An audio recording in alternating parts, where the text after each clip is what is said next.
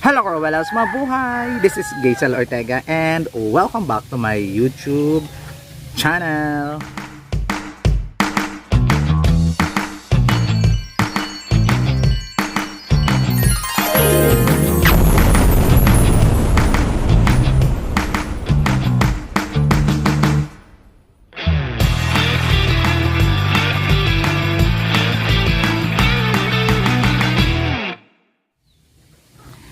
Hello! Grabe, kamusta kayong lahat? Good morning, good afternoon, good evening. Anumang oras kayo nanonood sa akin yun, maraming po salamat. Ngayon, pag-uusapan natin ang Miss Universe Indonesia. Sa lahat ng pageant, sa lahat ng napanood kong Indonesian pageant, ngayon lang ako nakakita ng maraming maganda. Kasi lagi ako nakakita ng mga hugis mangga. Pero ngayon medyo na lesson na. Pero meron pa rin namang panakanakang hugis mangga ang mga Indonesia. So far sa Miss Universe Indonesia ay may 4 or 5 akong nagustuhan ng bonggang-bongga.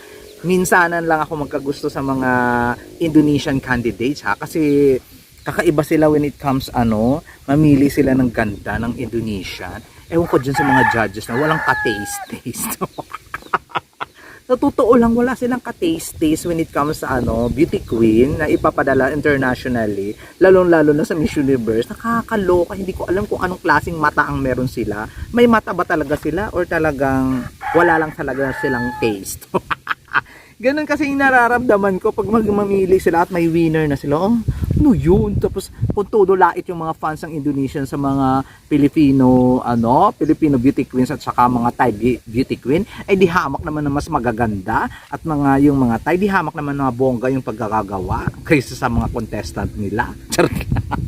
Sa totoo lang, hindi ko talaga hindi ko talaga alam mo yun, yung hindi ko ma-imagine kung paano sila mamili. Binibase ba ito sa ugali lang ba na pag maldita hindi na pwedeng manalo sa isang contest, ganun.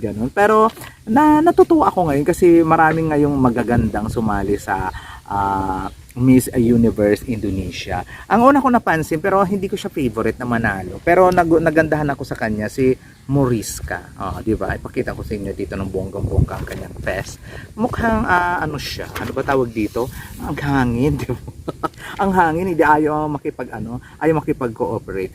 Mukhang stand out yung beauty niya. Hopefully, hindi ko kasi nakita yung in-motion interview niya. Kaya hindi ako makapaghusga sa kanya ng mga eksena. Kung makakapagsalita ba siya ng bonggang-bongga. Pero doon sa photos na basis natin, maganda ang lula ninyo. Di ba?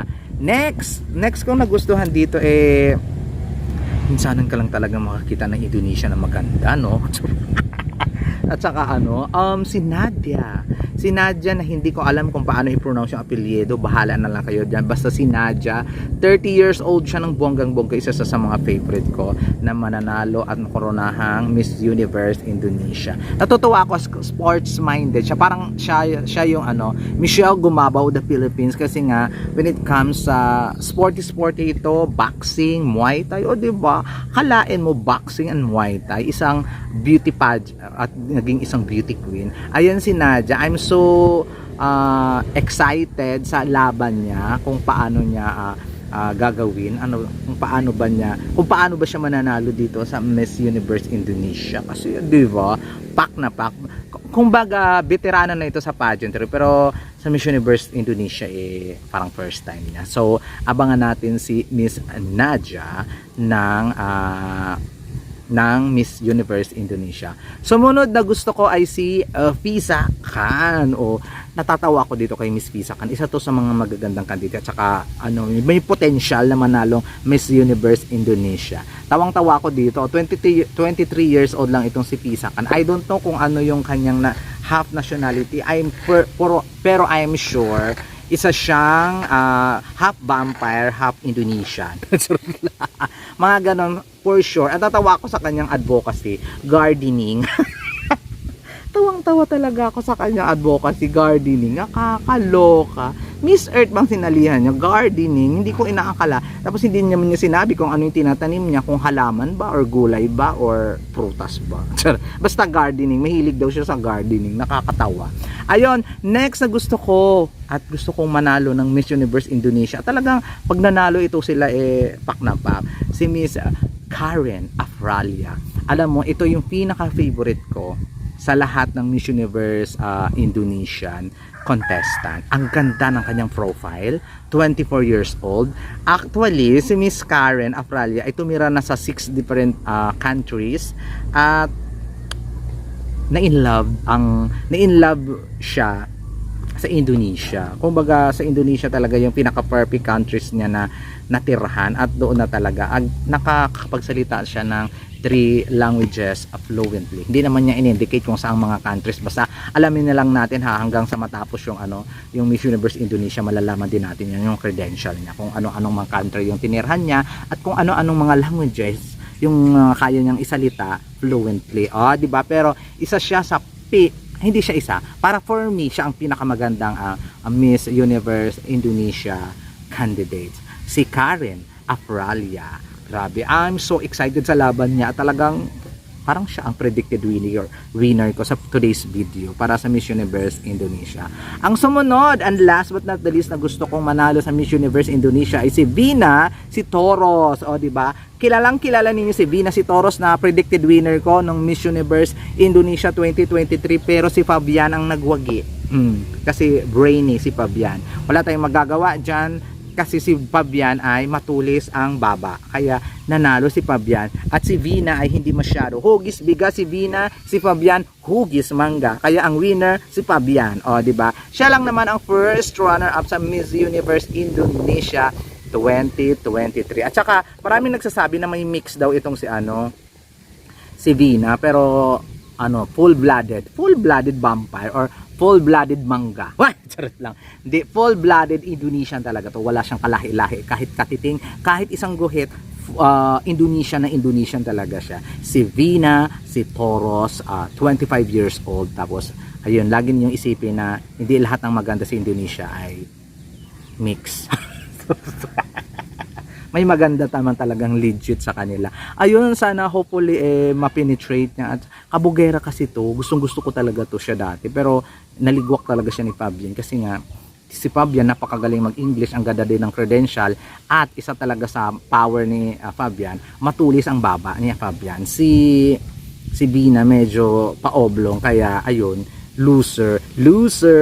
Pero ngayon susubukan niya uli ang kanyang ang kanyang luck dito sa Miss Universe Indonesia. To be honest guys, yung apat na ito, si Visa Khan, si Nadia, si Karen Afralia at saka si Vina si Toros, potentially na kahit saang pageant to ilalaban, halimbawa silang apat, kapangabog, maganda, talagang wow, talagang laban ang Indonesia dito sa competition. Talagang hindi sila magpapahuli when it comes sa beauty, when it comes sa credential, when it comes sa speaking skills, talagang laban. Kaya kung wala man sa 5 na to na binanggit ko, or wala man sa 4 na binanggit ko na ito yung mananalong Miss Universe Indonesia, alam na nila ang kalalagyan nila sa Miss Universe L2 Kuyo Indonesia.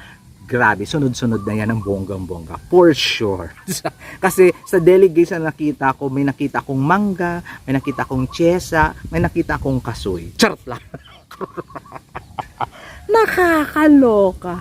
Diyos ko, hindi pulido yung pagkagawa, yung nakausil yung cheekbone, tapos yung kabila, hindi. Mga gano'n, nakakaloka. Basta hindi masyadong pulido yung pagkagagawa ng mga pagmumukha ng mga Miss Universe Indonesian candidates. So, there you go guys. So, hopefully, doon sa mga nabanggit ko, sa kanila magmula ang Miss Universe Indonesia. Para, diba, may pangtapat naman yung mga Asian countries sa mga Latina. Kasi when it comes talaga sa Miss Universe, Thailand, Philippines, Indonesia, Vietnam, yun yung mga mulaban. Sana naman yung mga team Indonesia ay magbigay naman at mag-offer naman ng magandang Indonesian para may laban naman yung mga Asian. O, diba? Hindi yung Philippines lang, Thailand at saka India yung pwede. O, diba?